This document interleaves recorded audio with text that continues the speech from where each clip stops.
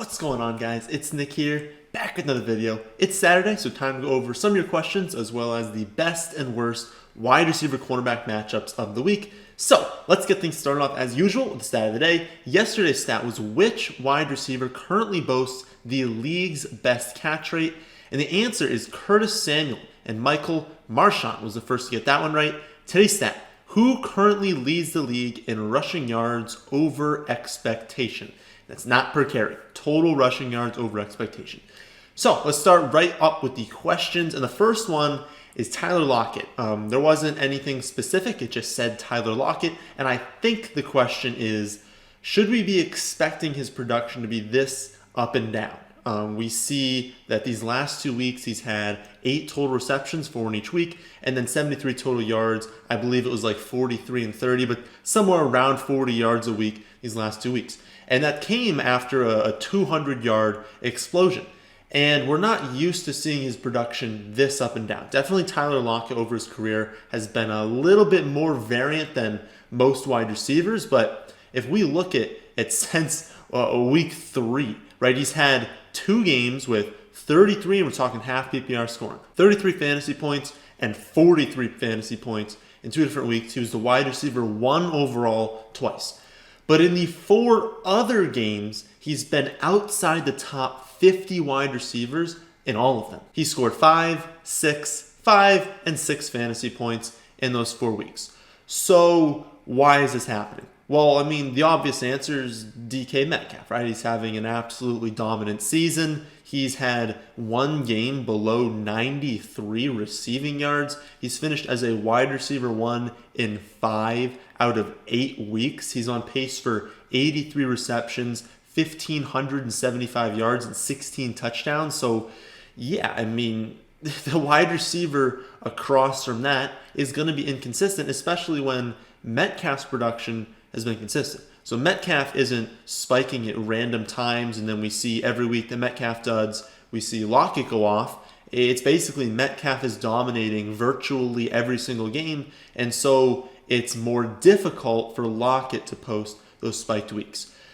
I think if you're asking, well, what do we do if this is to be expected, this sort of production going up and down? Well, what do we do with Tyler Lockett? I think if you've got him, I mean, you have to play him. I know that it's frustrating these weeks where he only has 5 and 6 fantasy points, but when he opens up wide receiver 1 overall ceiling, I think you've got to be playing him. If the question is then, okay, well, I don't like that, do I trade him?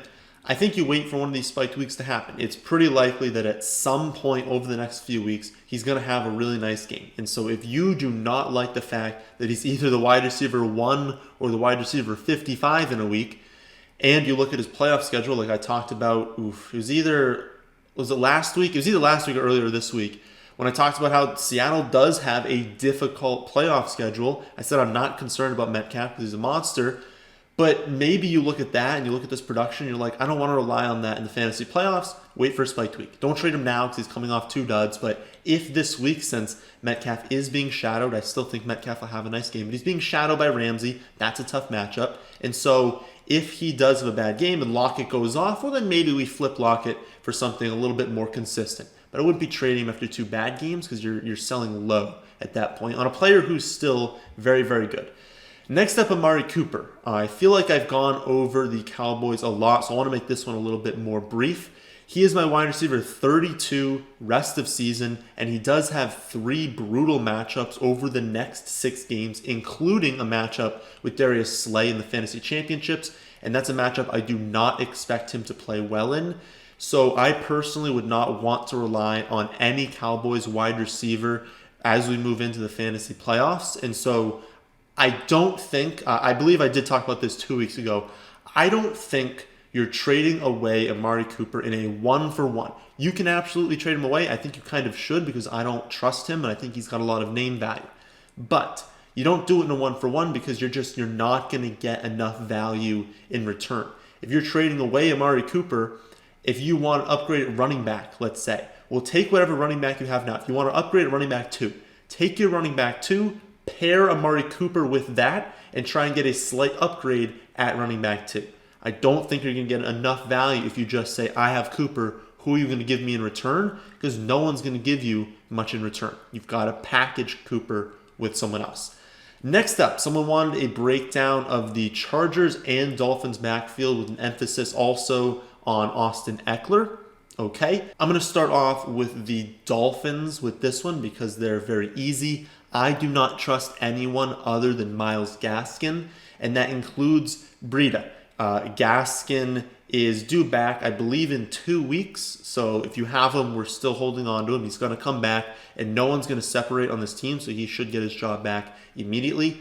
And I would just wait for his return. The Dolphins are just going to use a committee, and you will never be able to trust one of Howard, Breida, and then Ahmed now is starting to get a few snaps. He could get a few more this week as well, but I do not trust any of them. You're not playing any of them outside of deeper formats, and even in a 14-team league, I probably would not play any of them. I believe I dropped Jordan Howard. I don't know because I had a free spot. I dropped Jordan Howard in my 14-team league that has a bunch of bench spots and multiple IR spots. Like, it's a deep league. There are not that many running backs in free agency. I don't have any of these guys because I don't think you're playing any of them if you have a halfway decent team. But again, when Gaskin comes back, that's the guy I want. Just don't even bother with the rest of the Dolphins. As for the Chargers, it's a little bit more of a mess, and they are a better team to target for running back because they love to run the football, and they have had success with some of these backups. But luckily, Eckler is coming back soon, so Justin Jackson would be the lead back, and I would trust him in fantasy if he were healthy, but he's not going to practice all week, and so he's going to go into the week questionable or even potentially miss the week. And so I don't trust him, and if he's not going to be playing or be in practice all week, even if he plays, can you really trust him in your starting lineup? I mean, this guy hasn't practiced all week. He left after a few snaps or even like one snap. It was on the first drive last week, and so he's clearly injured. He's clearly not going to get a large workload. I wouldn't trust it, so I'm not playing him this week. And then we look at Joshua Kelly. Well, he has been working behind Eckler, then he worked behind Jackson, and then he worked behind Balaj last week. And so I don't think you're trusting him at all. And then we see Pope come back potentially this week from the concussion, and so there's no real re-injury risk there because it's a concussion. You know, he's not going to re-injure a hamstring or something like that. But we look at him, and he's only had one good game on the season, so I'm not trusting him either. And so this turns into a very similar situation to the Dolphins. Honestly, I don't trust any of them. And as soon as Eckler comes back, they're definitely not all gonna be guys that you're playing on a really good team. And so, no, if you have backups on the Dolphins and the Chargers, I don't see how you're trusting them. Gaskin and Eckler, that's it. And as far as Eckler, that was partially what the question is. Yeah, I think he's going to be phenomenal when he returns. He's going to be, I would say, probably in that running back like 8 to 12 kind of range, that like mid to low end running back one, definitely better when you get towards full PPR scoring and worse than standard. But I think he's going to be absolutely amazing when he returns. Maybe it takes him 1 week to get his full snap share back, but I think he's going to be great. I think he's going to be very useful in the fantasy playoffs. And so, yeah, you definitely want to get him onto your roster. The next question, should we stash George Kittle? Yes, as long as it's actually a stash. You need to realize that the most likely outcome is still that he does not return this season. The 49ers are 4-5 in probably the most difficult division in football. 538 has their playoff odds at 17%.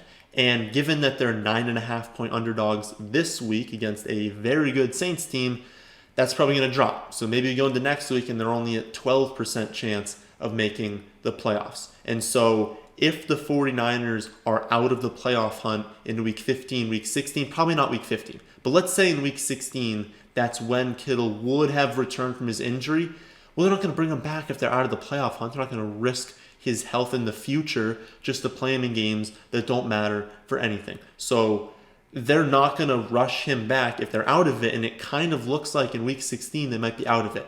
Now, with that being said, this is George Kittle, and there's a very real chance he's like not a human, okay? He just comes back from these injuries when any other player would have missed 2 months, and he comes back in 3 weeks. So do not be surprised if he does come back very early and much earlier than we were expecting from this injury, because he's a freak. So given that, I do think if you have a deep bench, if you have multiple IR spots, if you have not necessarily a deep bench, but such a strong starting lineup and people who have already gone on bye to where you're only using like 2 of your bench spots for pure upside, you do not need them at all. Yes, I mean, you can use that spot for George Kittle, because let's be honest, even if he does come back only in week 15, okay, and you can only use him for 1 or 2 weeks, well, those are the most important weeks, and this is George Kittle. I mean, the landscape at tight end is gross this season. I mean, everyone has been underperforming or getting injured, and so it's Kelsey at the top, and then a massive gap down to the rest of the tight ends. And so if you can get Kittle, and you're only starting for 1 week, it might be worth it. But again, realize that the most likely outcome is still that he does not play this year, and so you can't be adding him if you really need that bench spot to make it to the playoffs, because we still got to make it there, then we focus on winning. The next one is a really good question. It deals with quarterback, and someone asked if I can go over the best streaming options in the playoffs. So looking ahead, who can we put on our bench now that will be beneficial if we are streaming quarterback? So the top guy is Jared Goff. Like I mentioned this week with Woods and Cooper Kupp, they face the Patriots, Jets, and Seahawks in the fantasy playoffs, while also facing Seattle this week. So I know a lot of you have already added Goff. We added him in a league that I co-manage where we have Patrick Mahomes. Of course, he's on bye this week, and we just added Jared Goff, and we are very excited about his potential. Remember, Seattle is the perfect matchup for quarterbacks and wide receivers. They're a massive pass funnel. They're very good against the run and historically bad against the pass. So if you can add Jared Goff right now in your streaming quarterback, stream him this week, stream him for the entire playoffs. He's going to be a great option for you. If you can't do that, maybe he's already taken, then how about Drew Lock? He's had at least 40 pass attempts in 3 straight weeks, and we know that he is going to be aggressive. He is different from the other backups they've had when he went out. He's going to be aggressive downfield, and that's great for fantasy. He faces the Bills and the Chargers in the semifinals and finals, and while those aren't the greatest matchups in the world, the Chargers have allowed the 4th most fantasy points to opposing quarterbacks, and the Bills have been below average against quarterbacks as well. Ryan Tannehill is also an option in a lot of leagues. He faces the Jaguars and the Lions in the first 2 fantasy playoff matchups. And then finally, it's unlikely, but it's definitely possible that someone dropped Tom Brady in your league after his performance last week, and he gets the Vikings, Falcons, and Lions in the fantasy playoffs. So those are fantastic matchups. And so Jared Goff is the prize. You can do Drew Lock, you can do Ryan Tannehill, and then maybe Brady if it's possible. But Goff is really the one that you want. Okay, that's enough of your questions. Let's do some wide receiver cornerback matchups for this week. And first up, we've got DeVante Parker. Now, the matchup itself isn't just incredible or anything, but Casey Hayward, hasn't been that good this season. It's not like he's been trash, but he hasn't been fantastic. And PFF does have, this is a pretty heavy advantage in Parker's favor. But what I'm really looking at is the potential target share. He could still only have 7 targets this week, but he has the potential to have 12, 13 targets. And in this game environment, that's very exciting. This passing attack is, or was already pretty condensed, and then they lose Preston Williams to the foot injury. And so 3 wide receiver sets are probably going to be DeVante Parker, Jakeem Grant, and Mac Hollins. Yeah, okay, and that's with Gaskin out, so they don't have a very reliable run game as well. So when they pass, the volume is going to be centered around DeVante Parker, and I mentioned game environment to start because look at who they're playing. Since week 4, the total points scored in Chargers games has been 69, 57, 68, 61, 57. So these games typically have been going off since Herbert has been performing exceptionally. and Herbert. I mean, this is a matchup between Tua and Herbert. Both these guys are going to want to showcase their talent. Both these organizations are going to want to showcase their rookie quarterbacks. So I really think this is a game where Parker has his classic 10 for 115 and a touchdown performances. And so if you've got him, I'd be putting him into your starting lineup. I would also be starting Allen Robinson. I know it's been brutal watching this Bears offense play, but the only bright spot has been Allen Robinson. He is very clearly an elite wide receiver. He just has been struggling with the quarterback play. But there are a number of things working in his favor this weekend. First is the matchup. The Vikings rank 30th in yards allowed per pass attempt and have allowed the third most fantasy points per game to opposing wide receivers. And they also struggle specifically defending opposing wide receiver ones, allowing the fourth most schedule adjusted fantasy points to opposing wide receiver ones. This is also a neutral matchup for the Bears offensive line. So we could be looking at that and saying, okay, but will Foles have time to throw? Because when Foles doesn't have time to throw, he doesn't look good. No, this is a pretty neutral matchup. If anything, it favors the Bears offensive line a little bit more than the Vikings defensive line. And so Foles shouldn't be under too much pressure. He should be able to get the ball away to Robinson. So overall, the matchup is very good for Allen Robinson. But on top of that, it's possible David Montgomery misses the game as well. He's in the concussion protocol right now. And if he were to miss, I mean, if they're going to rely on Cordero Patterson and Ryan Nall at running back, it's very likely the Bears skew more pass heavy. And of course, that's going to benefit Allen Robinson. So there are a lot of reasons to like Allen Robinson this season. And then it's worth noting, what has he done already? I mean, this is a guy who's on pace for 101 receptions for over 1,250 yards. So I'm not telling you to start some scrub. He's on pace for over 100 receptions. He's going to get a ton of targets. He should have a very nice week, and so I'd be playing him. On to the matchups you should be avoiding, though. The top one is Adam Thielen on the opposite side of this game, actually. And he has a matchup against the Bears defense, and they have allowed the third fewest fantasy points per game to opposing wide receivers. We don't attack the Bears defense unless we're expecting large amounts of volume. It is okay to play opponents and wide receivers against the Bears if we're expecting them to get peppered with targets.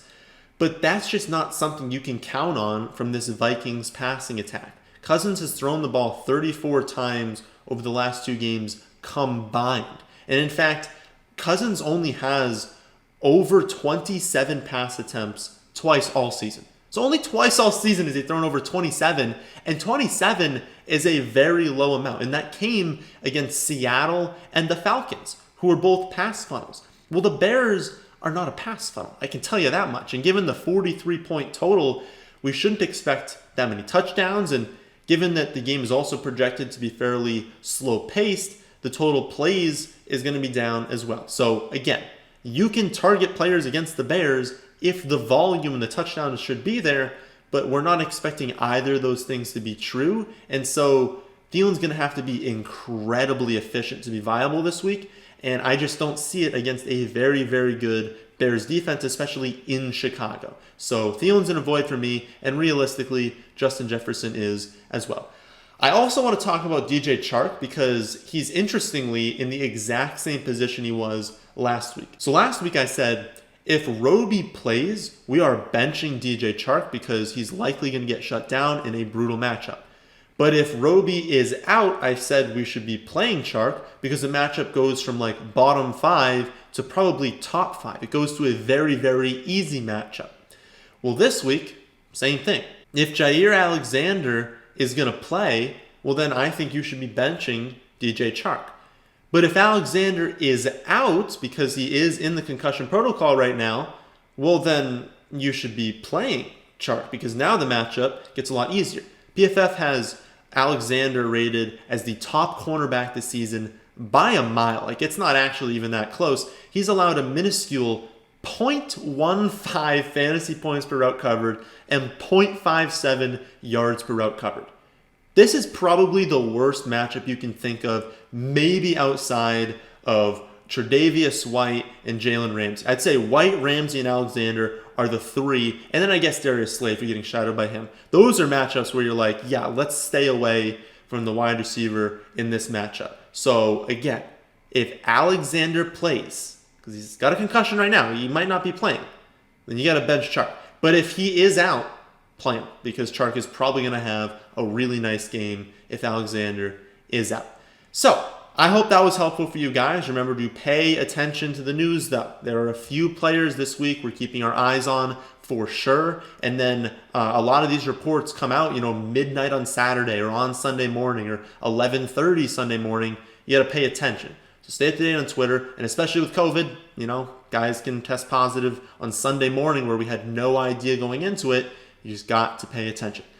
But that's it for this one. Hope you guys did enjoy. If you did, then how about hitting that like button? And how about subscribing to the channel if you're new? Thanks for watching.